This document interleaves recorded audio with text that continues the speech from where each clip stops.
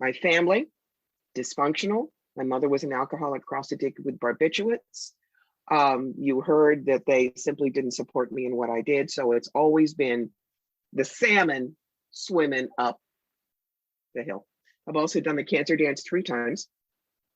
Notice I do not say I fought cancer, because what you fight fights back. And I am not a survivor, because I do a hell of a lot more than hang on by teeth and toenails. I am a cancer dancer. I found out how graceful I could be under pressure, avoided getting my toes stepped on, and got off the dance floor. Be confident, be bold, be authentic, but don't forget to take action. This is Ordinary to Badass, where our stories empower women to step into the spotlight of their own lives and pursue what they're truly passionate about. It's time to step into the arena and become more than just extraordinary. It's time to become a badass with your host, Marie Sonneman.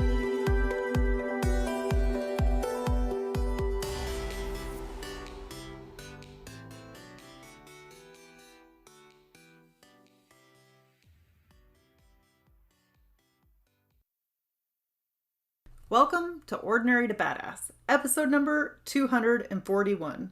In this episode, you're going to hear from Corbie Mitleid. Corbie is a psychic medium, and she's also an author and certified tarot master. So this episode, so entertaining, so good. Like, Corbie has humor to make you laugh, but then she's also dropping these huge value bombs. So definitely an episode that you want to listen to, because it's going to keep you fully engaged.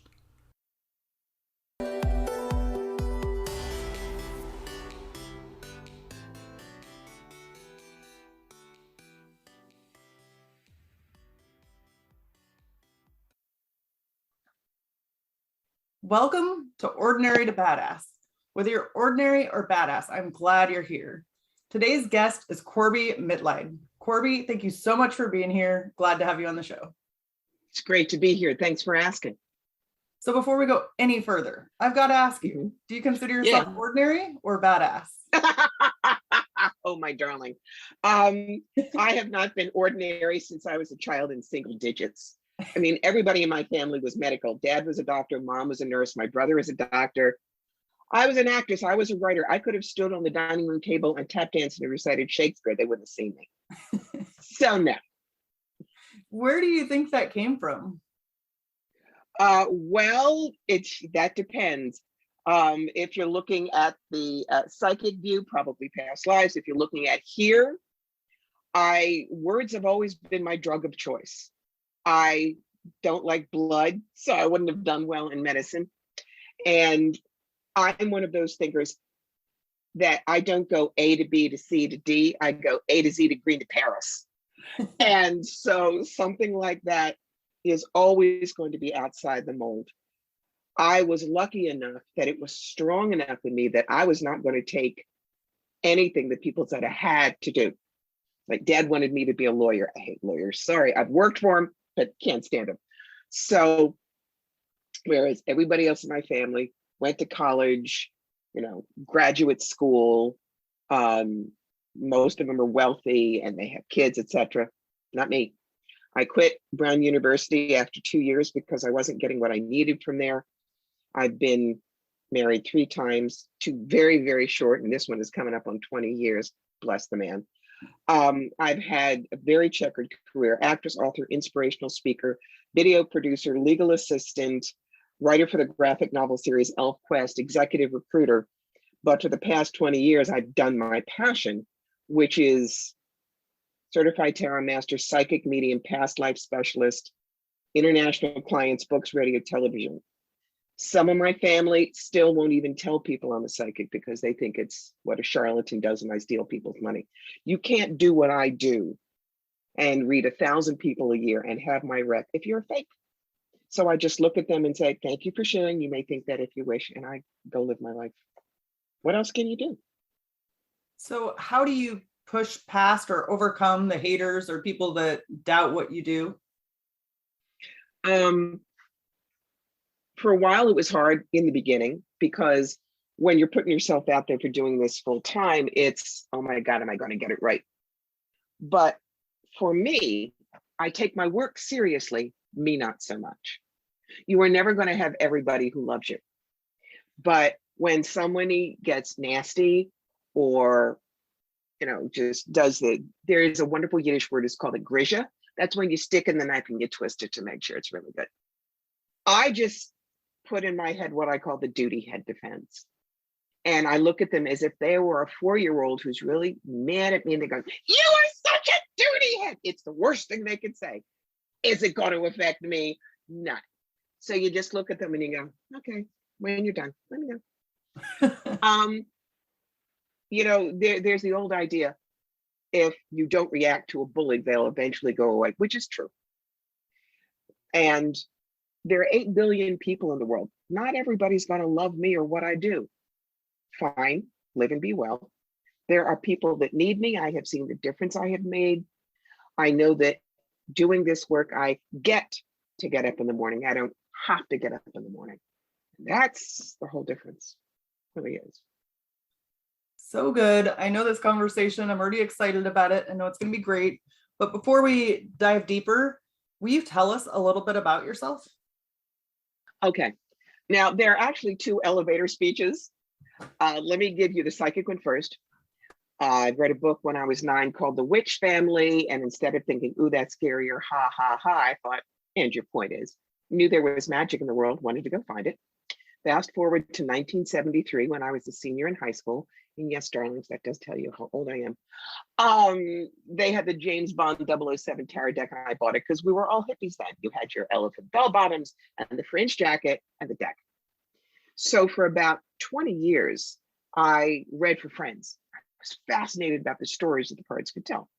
All of a sudden in the early 90s, I could do hands-on healing and talk to dead people, which was when the universe was handing me my draft notice and saying, "Hello, you're working for us." Part-time until 9/11, as my husband and I watched the towers burn, I turned to him and I said, "I need to do that work full-time. People need to know there are other answers out there." He said, "I believe in you, go do it." So for another year, I worked 70 hours a week for a firm where the CEO threw files at my head if she didn't like what I was telling her. Doing the psychic work on the side, any chance I could get. As soon as I knew that I could really make a living at it, kick the door shut on corporate, and I have never looked back. My family, dysfunctional. My mother was an alcoholic cross-addicted with barbiturates.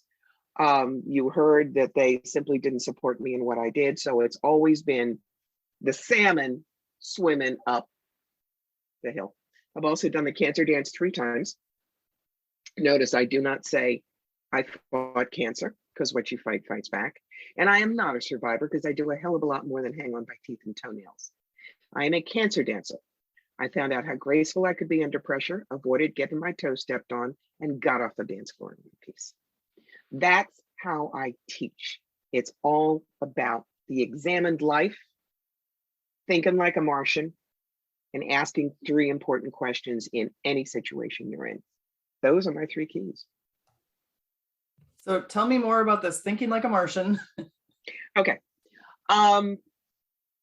It's a non-judgment kind of thing. If you were sitting with me, Marie, and you had water coming out of your eyes, I would probably look at you and say, "Why are you crying?" But I could be wrong.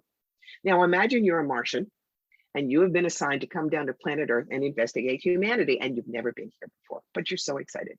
So you get out of your little spaceship and they would toddle up to you and they go, "Why is there water coming from your eyes?" And the Martian could maybe get a better answer because maybe you have allergies, or maybe your contact lenses are bugging you, or maybe there's an emotional basis.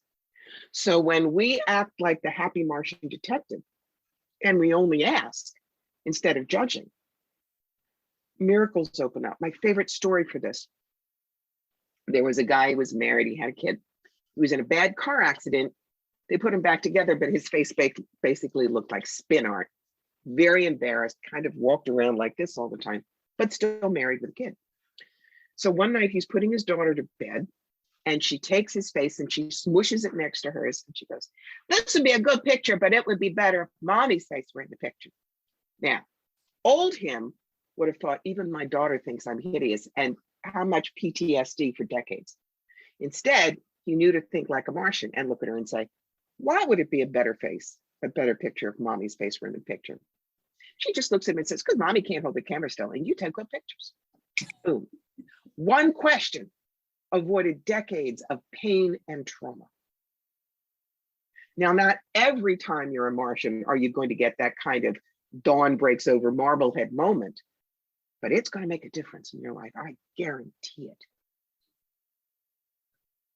So it sounds like words are important to you, because I've heard I you said, words are my drug of choice. Yes, indeed. But what kind of difference do the words we say, what kind of difference do they make in our life, being more intentional about our words? It's important because words have energy, and this is not fluffy bunny stuff, but they do. If I say, we have a problem makes it sound like it's going to be an argument. If I say we have a challenge, that makes it more inclusive. We have a challenge, how are we going to work with it? Example, if one of the things that I talk about is getting clear in relationships, and let's say you live in a small house like us, and so there isn't really enough closet space and you find your stuff is on the floor all the time. The problem way to deal with it is go to your partner and say, you're a real closet pig. You expect my stuff to be on the floor? Instead, we have a real challenge in this place because I know there isn't enough space. Is there a way that we can figure out how my clothes don't end up on the floor all the time? It's not accusatory, it's we're team. Words are magic. It is why, I mean, go way back 40 years to Ronald Reagan, they called him the great communicator, because he was able to put things in verbal pictures for people. Whereas a lot of the politicians at the time, it was very much, if you remember the old Charlie Brown specials, the adults go wop, wop, wop, but you don't hear them. So if you can craft your words, and they don't have to be Shakespeare, but so that people understand them, you're going to have people more willing to work with you.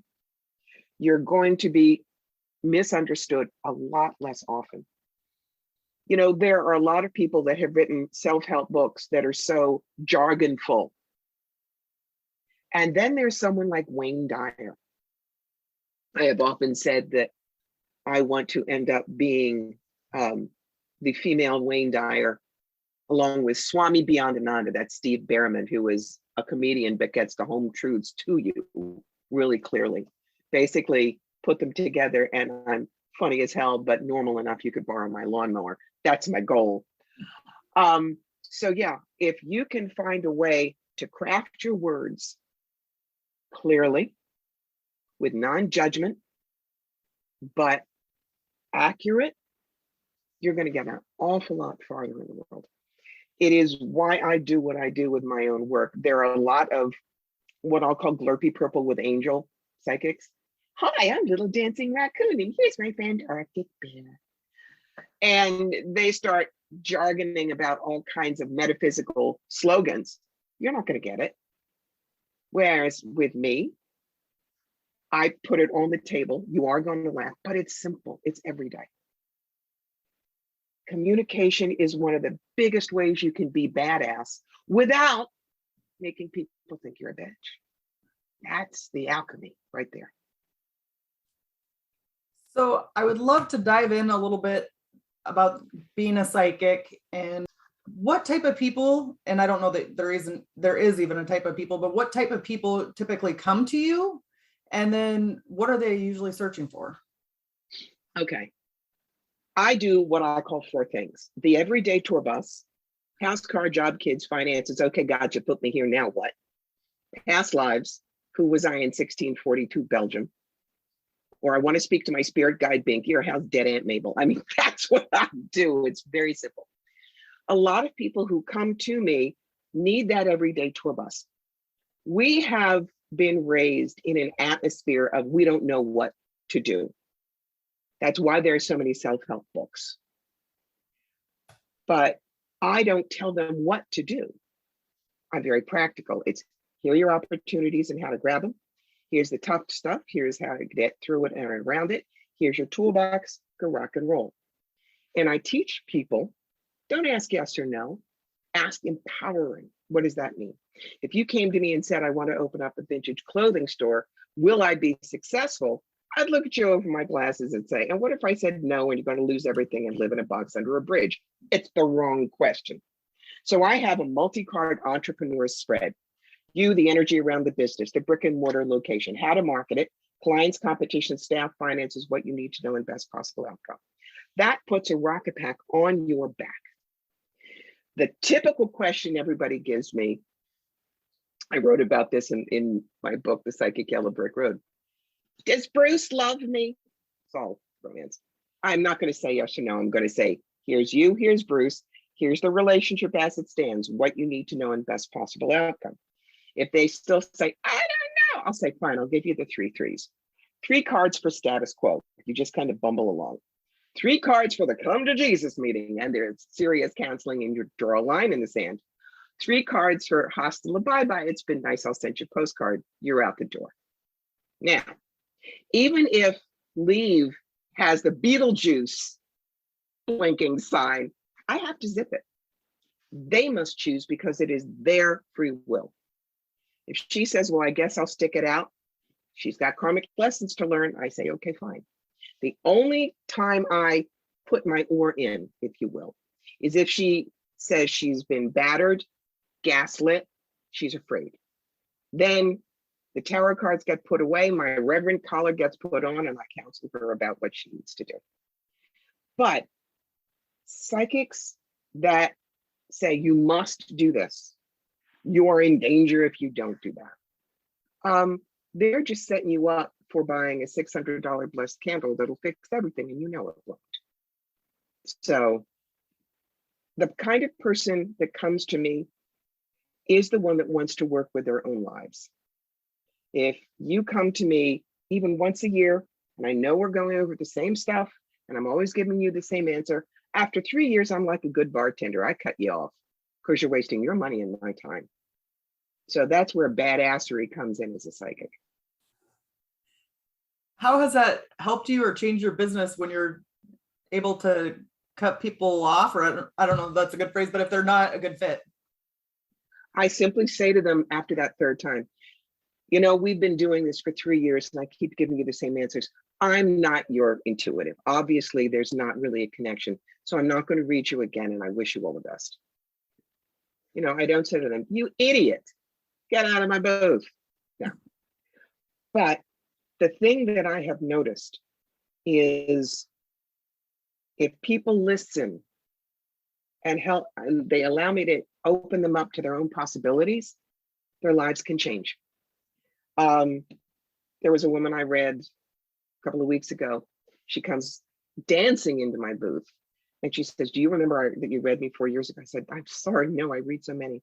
She said, you told me this and this and this and this and this, and I acted on all of it. And now my life is totally different. So happy, new relationship, new job, boom.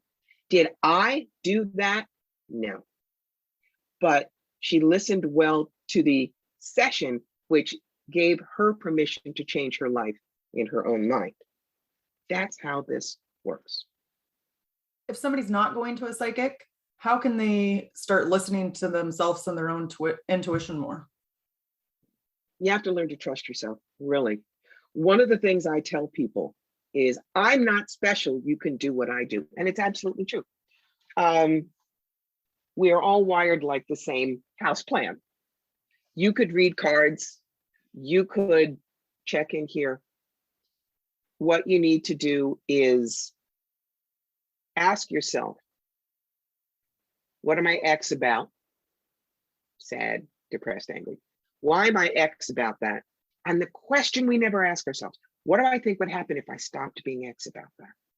When you get a hit to do something and you feel yourself knee-jerking no, you ask those 3 questions. The only one who can stop us is us. A situation is a neutral. It's raining. Rain is neutral. Rain does not care. And you've got three situations. You've got a guy at the shore. Yeah, in Jersey, it's the shore. And it's going to rain for a week. His kids are with him. What are they going to do? You would think it's bad. I'm in my office writing and the cats are asleep. I look outside, rain, neutral. The farmers here in Schoharie County have had a 2-month drought. They're out dancing in the mud. Rain, fabulous. So it's all the attitude. How can the two on either end change? The guy at the shore says, you know, kids, I've wanted to show you the Marx Brothers movies for a long time. We're going to do that. We're going to make a weekend out of it. He turns it around. There could be one farmer in Schoharie that says, damn it, if it had not rained for another 2 weeks, I could have gotten a big insurance payout. So he's negative. I'm still neutral. How we view things changes the situation. So I know there's a lot out there about positive thinking and a lot of woo-woo, or not even woo-woo, like bad advice, I'd say, about positive thinking and just be happy or just be positive. How? No. Biggest example I can give you is my third cancer bout. I had just been married 1.5 years, finally, to the right guy. I had had cancer twice before, lumpectomy and radiation and some surgery. They were scarred, they were misshapen, but they were still there. All of a sudden, I get a second primary, turns the danger clock back to 0. But the doctor said, okay, 3 strikes, you're out. In 3 weeks, we're taking the rack, we're taking your ovaries. You're going from this Dolly Parton figure, literally, to a fat fire plug with permanent side effects in 3 weeks, suck it up.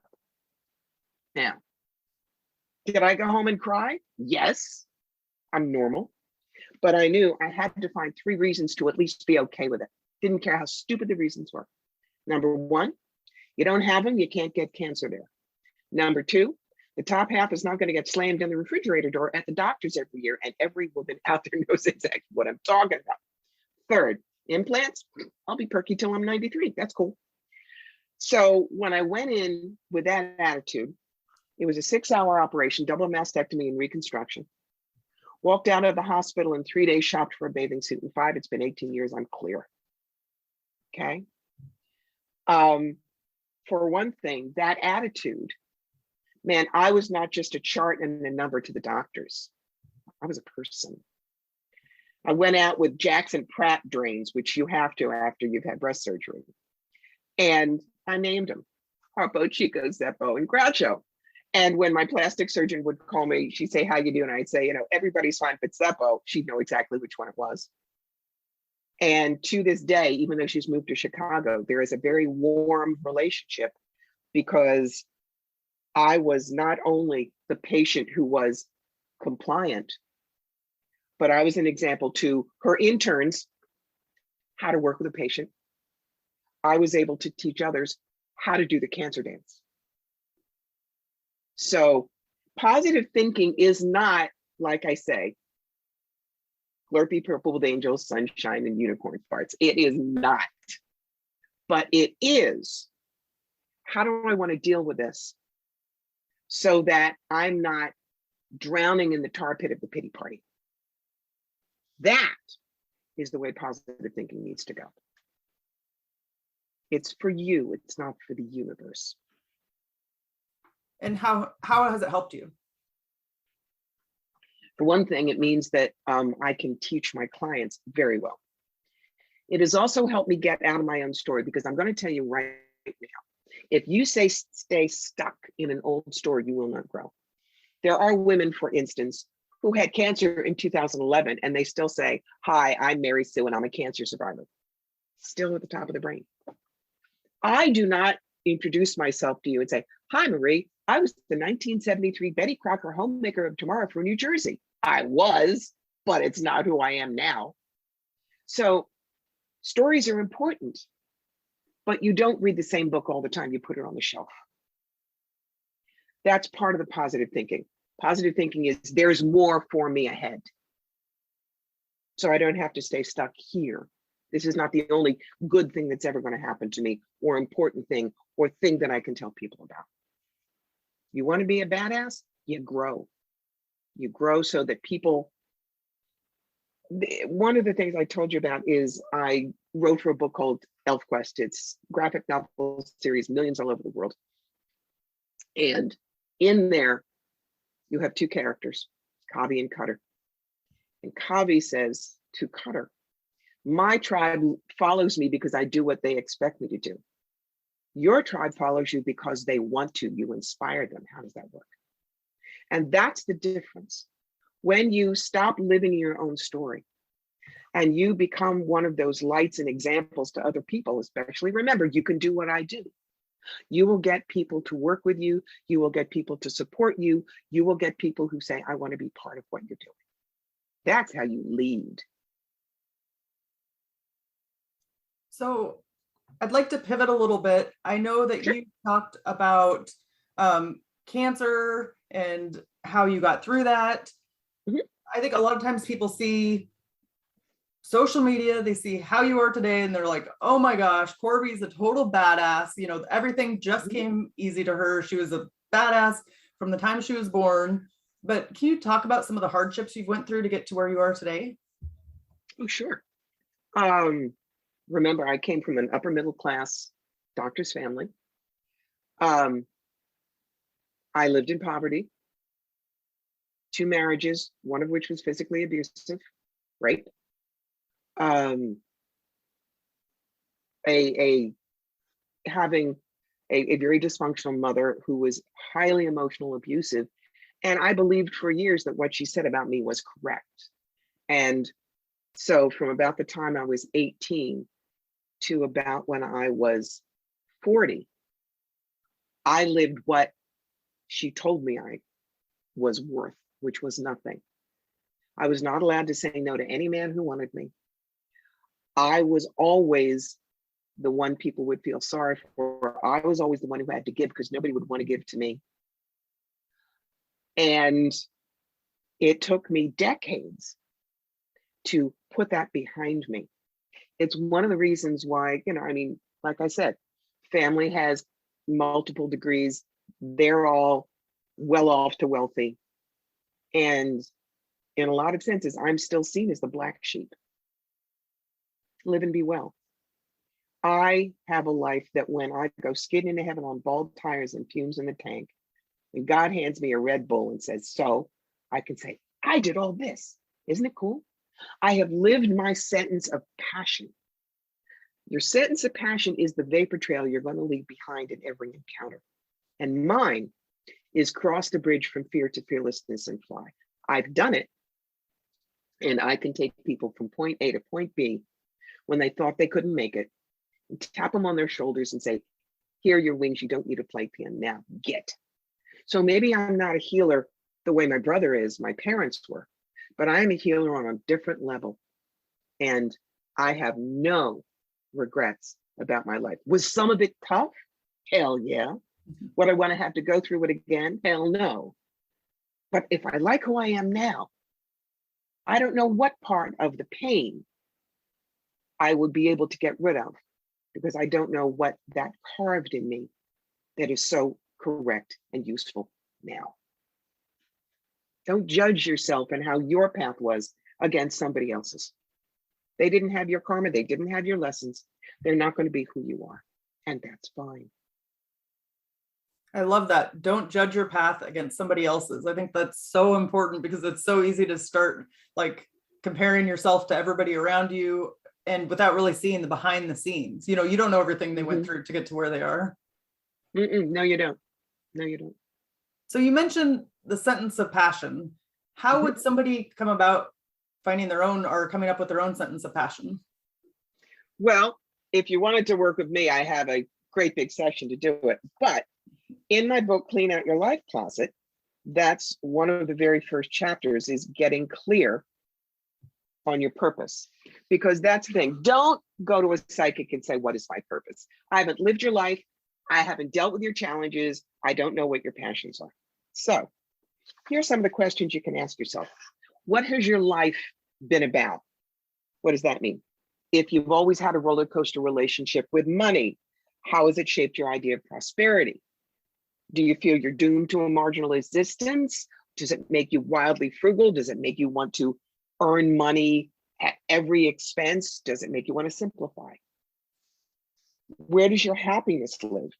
And that's things like how you take care of yourself, how you cherish who you are. You know, with me, yoga pants, thank you very much. They're really comfortable. Then there's where do I find comfort? And that's not potato chips and video games. As I said, me, words are my drug of choice. I'm a right brain thinker. My beloved stepmother, Shirley, she was a landscape designer. She got her degree in her 50s. She was never as happy as when she was planting moss plugs in the backyard and tending the roses. Me, I kill plastic plants. Don't make me do that. What crises changed my life? For me, it was the cancer. Did you live through Hurricane Katrina? Did you live through the Northridge earthquake? Did you lose your parents at age 6? These will help you see how you met challenges, meet it, greet it, and beat it, as my father-in-law used to say. How do you learn or work best? Do you learn best seeing something done, hearing about it, or doing it? Are you left brain or right brain?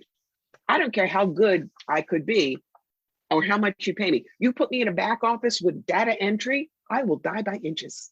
No. And what do you want to be remembered for? Now, for me, for some people, it's raising good kids. That's great for them. For me, it is I want to have helped people change their lives. Notice I'm not saying I want to change them.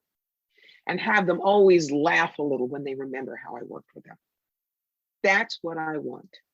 And if I have that at the end of my life was a success. I don't care how much money I have. I don't care how many friends I have.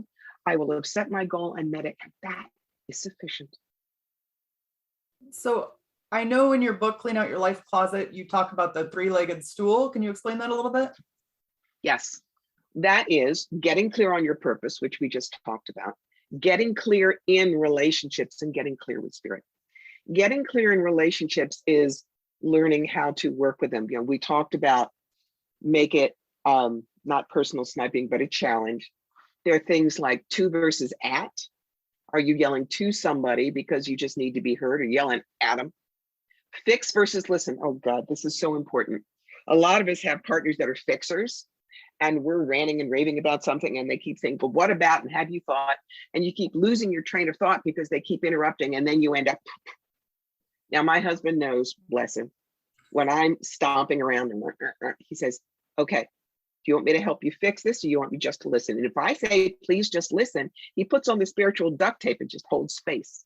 If I say, help me fix it, then we work together. Relationships, at least romantic ones, remember 60-60.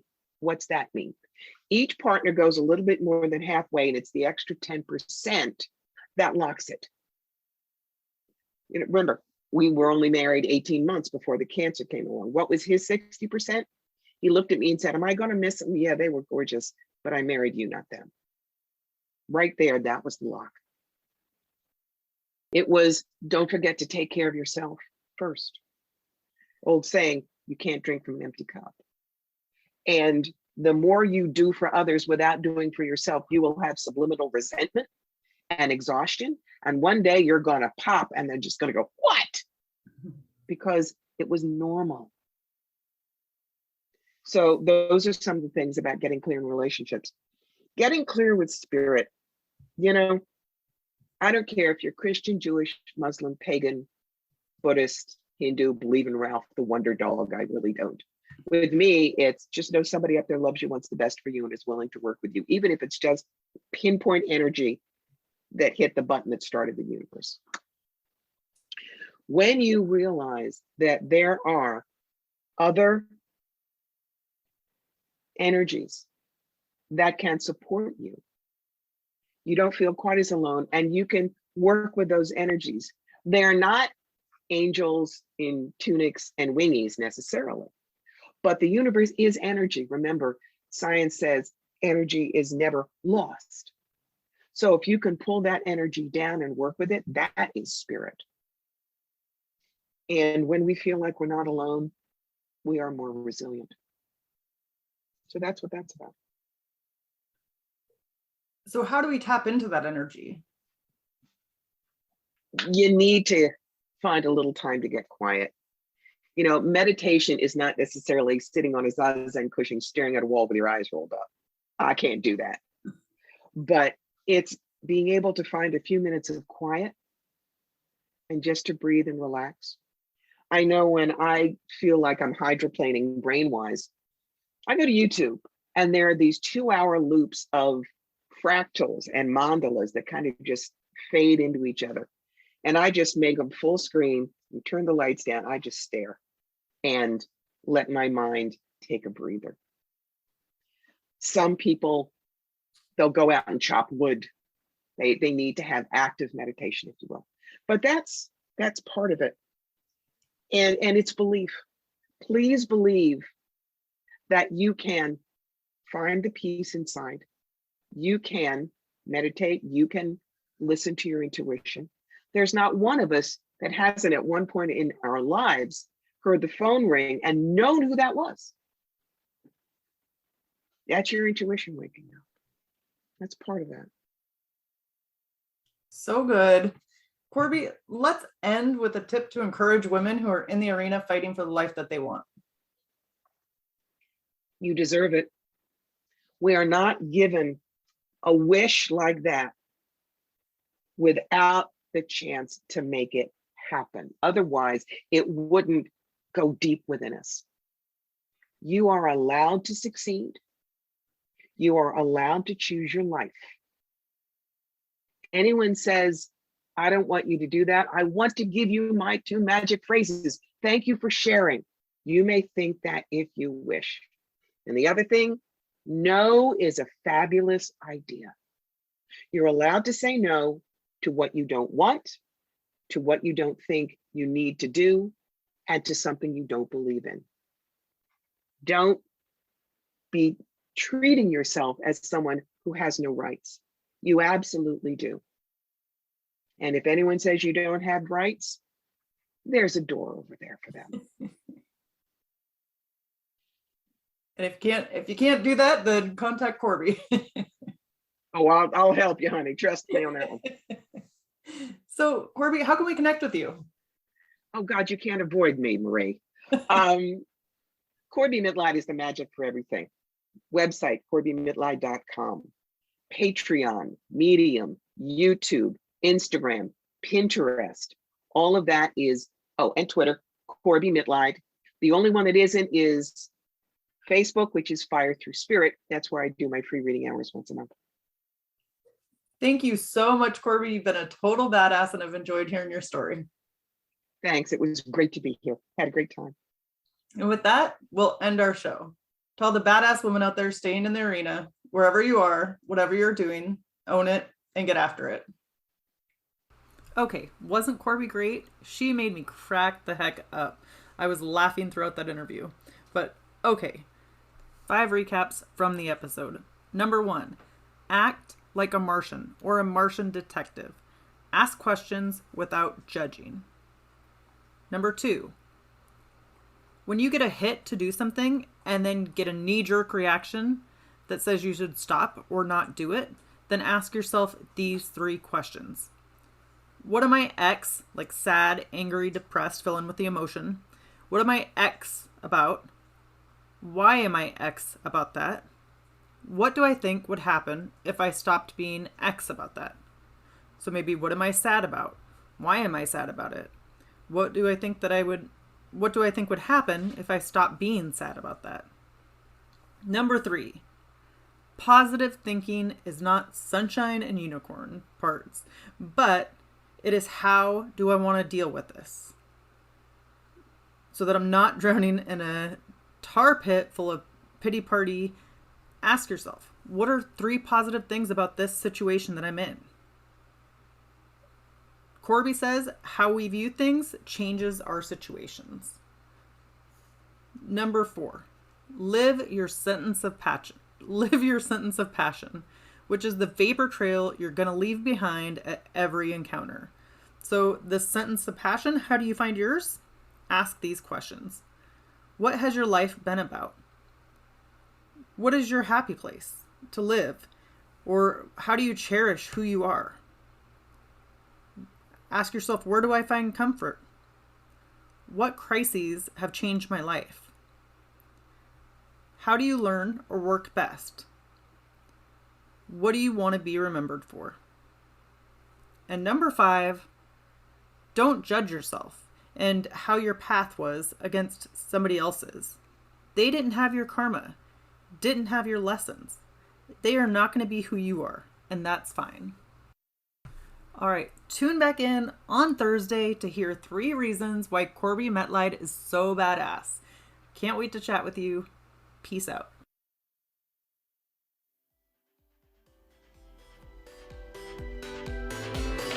Now that you've listened to this episode of Ordinary to Badass, we want to hear from you.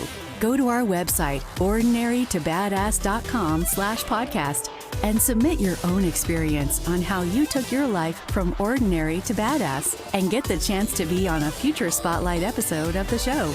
That's ordinarytobadass.com/podcast. While you're waiting for the next episode of the show, wipe off the sweat, dust off the dirt, and get back in the arena.